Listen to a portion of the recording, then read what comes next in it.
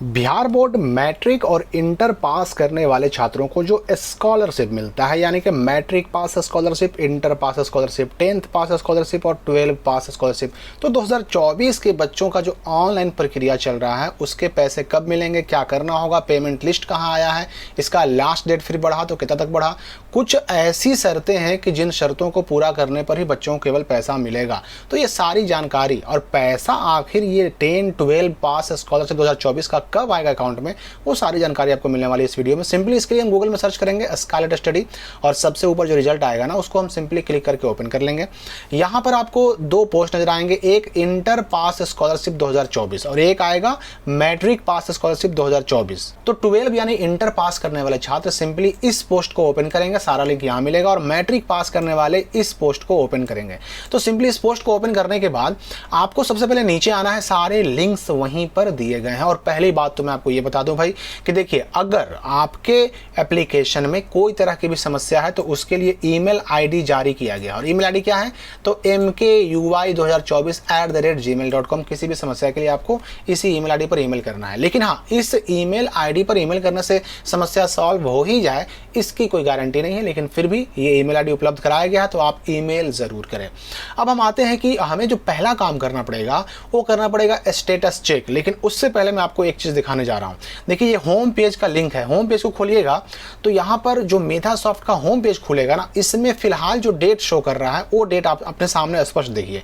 तो सबसे पहले यहां पर देखिए मुख्यमंत्री बालक बालिका प्रोत्साहन योजना यानी कि मैट्रिक पास स्कॉलरशिप, इसमें देखिए क्या लिखा हुआ है कि रजिस्ट्रेशन ओपन 15 अप्रैल 2024 टू 15 जून 2024, और वही इंटर वाले में वही लिखा हुआ है 15 अप्रैल से 15 जून 2024। और जो इंटर में सेकंड डिवीजन से बच्चे SC ST के पास होते हैं उनका भी डेट वही 15 जून को क्लोज बता रहा है। लेकिन मैं आपको बता दूं कि ये डेट फिर से बढ़ गया। आप किसी को भी ओपन करके देखिएगा तो यहां पर आपको डेट स्पष्ट दिखाई पड़ेगा। देखिए क्या लिखा हुआ है, दिनांक 15/4/2024 से दिनांक 30/6/2024 तक निर्धारित की गई, मतलब 30 तारीख तक फिर से डेट बढ़ा दिया गया है। और सेम यही चीज आपको इंटर वाले में भी दिखाई पड़ेगा, 30 तारीख तक, 30 जून तक ये मैट्रिक इंटर पास स्कॉलरशिप का डेट बढ़ा दिया गया। यहाँ पर देख सकते हैं आप कि 15/4 से लेकर के 30/6 तक यहाँ पर दिया गया है डेट, और इस डेट के अंदर अब चाहे तो ऑनलाइन कर सकते हैं।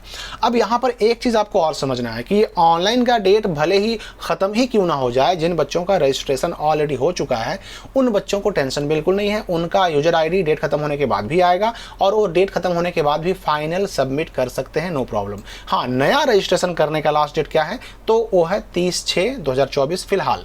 अब एप्लीकेशन स्टेटस चेक करेंगे जब आप, तो कई तरह की चीज़ें सामने आती हैं। सबसे पहले देखिए, स्टेटस चेक करने पर ये एक बच्चा जो है, इस बच्चे का पहले क्या था, आधार रिजेक्टेड था, यानी कि इसका जो है बैंक अकाउंट सीडेड नहीं था। कैसे, तो यहाँ पर देखिए रिजेक्टेड बाई PFMS। तो इसका मतलब ये हुआ कि इस बच्चे को, जिसका भी रिजेक्टेड बाई PFMS लिखा है, उसको पहले अपना बैंक अकाउंट आधार से सीडेड कराना होगा, उसके बाद ही उसका काम होगा। तो पहले इस छात्र का भी यही मसला था, यही समस्या था, लेकिन इस छात्र ने अपना सीडिंग करा लिया तो इसका दोबारा से वेरिफिकेशन के लिए भेज दिया गया है बैंक के पास, NPCI के पास।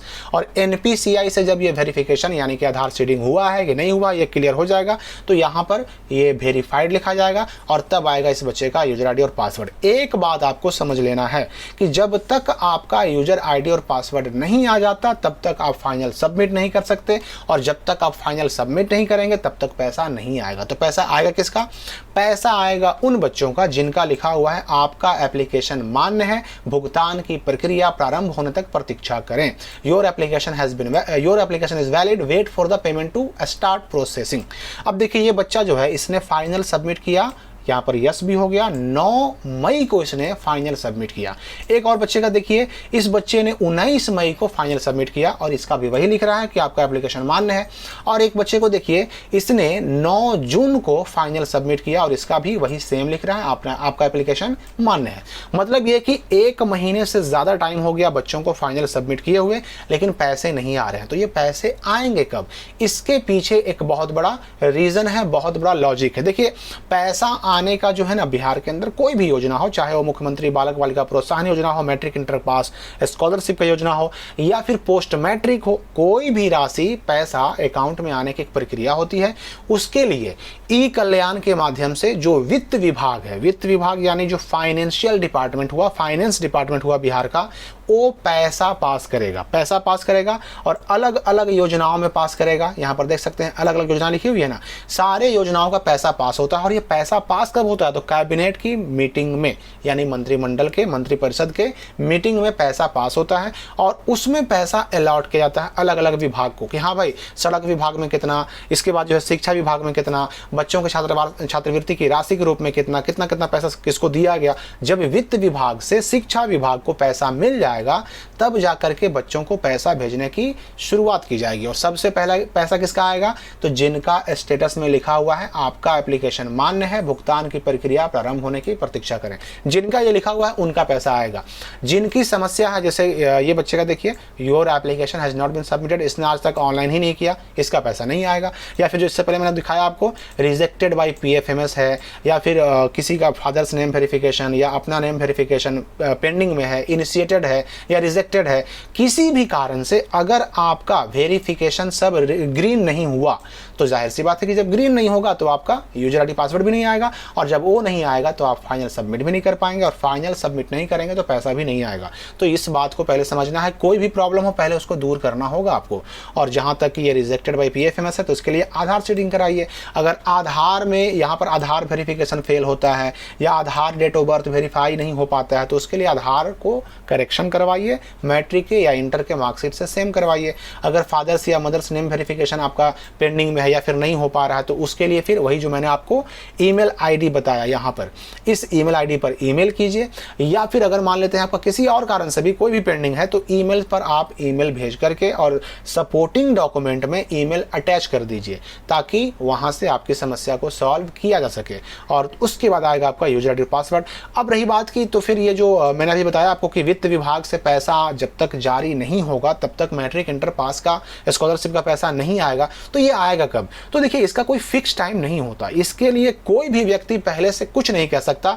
किसी भी कैबिनेट की मीटिंग में ये काम हो सकता है, पैसा पास हो सकता है, और जैसे ही पैसा पास होगा तुरंत भुगतान की प्रक्रिया प्रारंभ कर दी जाएगी। यानी कि जो यहाँ पर लिखा है ना कि भुगतान की प्रक्रिया प्रारंभ होने तक प्रतीक्षा करें, वेट करें, तो ऐसे बच्चे जिनका स्टेटस में ये चीज लिख रहा है उनका पैसा उनके अकाउंट में भेजने की शुरुआत कर दी जाएगी।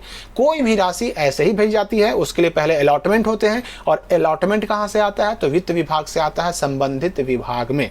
जैसे एग्जांपल के लिए अगर रोड बनाना है तो उसके लिए क्या होगा कि पहले वित्त विभाग से सड़क परिवहन विभाग में पैसा जाएगा और तब जाके सड़क परिवहन विभाग उस पैसे को इस्तेमाल करके और रोड वगैरह पुल वगैरह जो भी बनाना हो बनाएगा। ठीक वैसे ही वित्त विभाग से शिक्षा विभाग को पैसा आना है और उसी पैसे को फिर आपके अकाउंट में भेजा जाना है। तो इसलिए आपको इसके लिए सिर्फ इंतजार ही करना है और कुछ नहीं कर सकते। इसमें आपका या किसी भी व्यक्ति कोई रोल नहीं है इंतजार करने के अलावा। तो फिलहाल इस वीडियो के लिए इतना ही। स्टेटस चेक करते रहें, कोई समस्या होने पर कमेंट में पूछ भी सकते हैं। हम मिलते हैं अगली वीडियो में एक नए अपडेट के साथ।